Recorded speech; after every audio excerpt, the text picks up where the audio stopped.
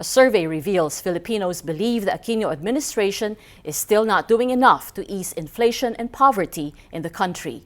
Based on the March 2014 Pulse Asia survey, 26% of Filipinos approve of government efforts to control inflation, while 34% disapprove of it, for a net approval rating of -8%.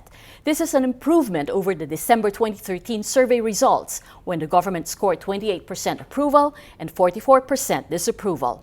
In terms of poverty alleviation, 30% of Filipinos approve of government efforts, while 26% disapprove, for a net approval rating of +4%.